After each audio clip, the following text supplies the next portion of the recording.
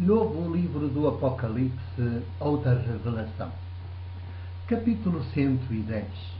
Título: E foi então que os dois se lembraram de mim. O texto é um bocadinho extenso e, para não atropelar as palavras, dada a sua importância, vou dizê-lo em duas partes. Esta é a parte primeira. 1. Ele foi durante alguns anos canonicamente casado, mas hoje já era divorciado, civilmente apenas, porque perante a instituição Igreja Católica que o casou, continua oficialmente casado. Uma aberração que o Império Eclesiástico tece, e depois ainda tem o atrevimento de dizer que entre esta sua aberração e Deus não há qualquer diferença.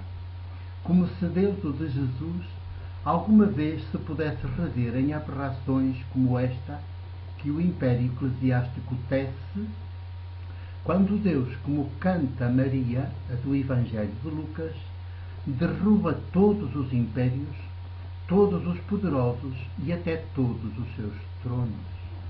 2. Ela era ainda solteira. Ambos, ela e ele, são de matriz católica e até têm amigos padres párocos, mas ela até tem um padre católico, um padre pároco na família.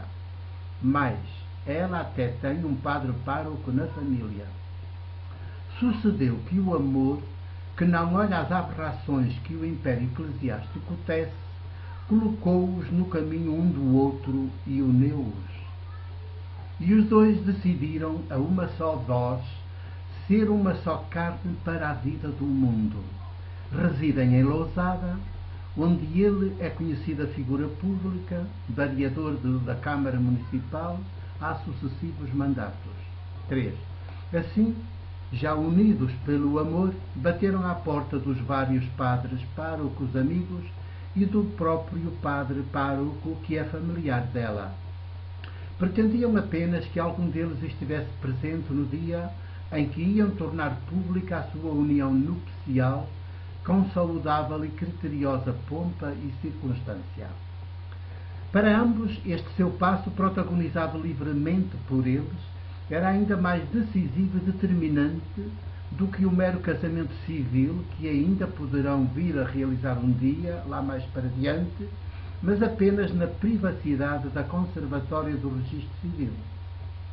Faziam questão de serem eles a dar este passo, de assumirem todo o protagonismo e darem perante a sociedade de que são parte integrante esta inequívoca prova de maturidade, maioridade. 4. Sabiam bem que não podiam realizar o chamado casamento canónico, o único que a Igreja Católica insiste, absurda e aberrantemente, em fazer e que é simultaneamente casamento civil. Porque para a Igreja Católica ele continua casado por força do casamento canónico realizado há anos e que não levou a lado nenhum, pois abortou quase de seguida. Mas a mulher, como quem equivocadamente o realizou, continua aí viva, ainda que entre ambos não haja mais qualquer relacionamento nupcial, nem de outro tipo qualquer.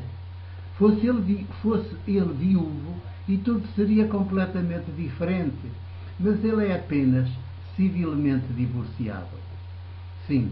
Por isso, embora quisessem mais do que isso, limitaram-se a pedir aos padres párocos amigos e, sobretudo, ao familiar dela, não um casamento canónico com registro no livro paroquial, mas apenas uma bênção pública que ajudasse a dar sentido maior ao ato nupcial público que ambos estavam determinados a realizar. Nenhum dos padres párocos lhes fez a vontade, nem mesmo o familiar dela. Todos, à uma, colocaram o código do direito canónico e as normas eclesiásticas acima da vida real, inclusive acima do amor, que faz destes seus amigos, ela e ele, uma só carne, e que poder algum nem mesmo o eclesiástico pode jamais separar. 6. E foi então que os dois se lembraram de mim, padre presbítero da Igreja do Porto, felizmente sem paróquia, esse espúrio modelo de igreja que nunca deveria ter existido, já que tem a sua origem no antigo ordenamento territorial do Império Romano, não no Espírito Santo de Jesus. Obviamente disse-lhes logo que sim, que estaria com eles não só nesse dia, nessa hora, mas todos os dias e todas as horas das vidas deles. E fez-se a festa. Foi no dia 15 de agosto de 2008, uma sexta-feira, feriado nacional e dia santo para a Igreja Católica, numa belíssima e acolhedora quinta numa aldeia das proximidades do centro de Lousada. Ela e ele, como duas pessoas adultas que são, trataram previamente de tudo, sem qualquer interferência minha. Foi a única condição que pus para aceitar o convite. Eles próprios é que escolheram os textos que quiseram ver proclamados naquele momento eterno e irrepetível das suas vidas. E proclamaram-nos logo após a minha palavra de abertura e de saudação. Ele, um extrato da carta de São Paulo aos Romanos, sem dúvida, o Evangelho da maioridade humana. Ela, um extrato do belíssimo Cântico dos Cânticos, erótico e sensual, QD. Extrato da Bíblia Hebraica, ou Primeiro Testamento. Escolheram também as palavras e os gestos com que disseram perante mim e perante as outras mais de 200 pessoas convidadas por eles o amor que um dia aconteceu entre ambos e que agora acaba de os fazer para sempre marido e mulher nos momentos mais difíceis e nos momentos menos difíceis das suas vidas. Tudo aconteceu ao ar livre, à luz do sol, longe dos sinistros templos e dos altares do nosso paganismo católico, junto de um romântico lago, aberto num dos recantos da quinta, alugada por eles para o ato. 8. Para meu espanto, entre os convidados estiveram 2 padres párocos, amigos de ambos, um dos quais também familiar da noiva. O que é só amigo esteve no momento maior que foi o do sacramento ou mistério que todos fizemos acontecer em comunhão com os noventes. Ainda nos cumprimentamos à minha chegada, mas depois ele foi-se embora sem chegar a despedir-se de mim. Como iria ele por dentro, depois daquele sopro impetuoso e fecundo que foi a celebração-festa, um mergulho no oceano de amor criador que é Deus vivo, o de Jesus. 9. Já o padre pároco familiar da noiva só apareceu depois da celebração, no momento em que começaram a ser servidos os aperitivos e o jantar. Ignorou-me ostensivamente, do princípio ao fim.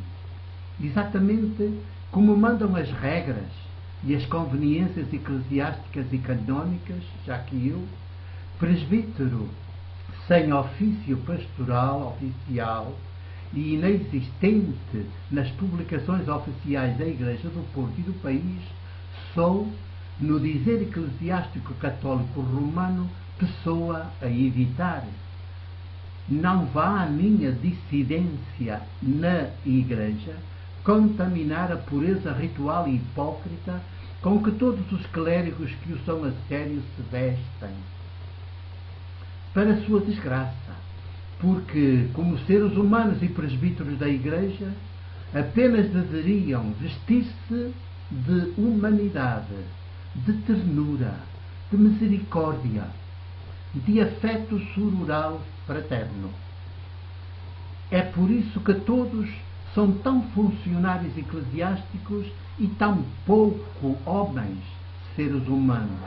São tão religiosos e tão pouco jesuânicos. São tão sacerdotes pagãos e tão pouco presbíteros da Igreja. A de Jesus 10. As palavras com que abria a celebração, mas esta fica para a segunda parte deste mesmo capítulo. Até já.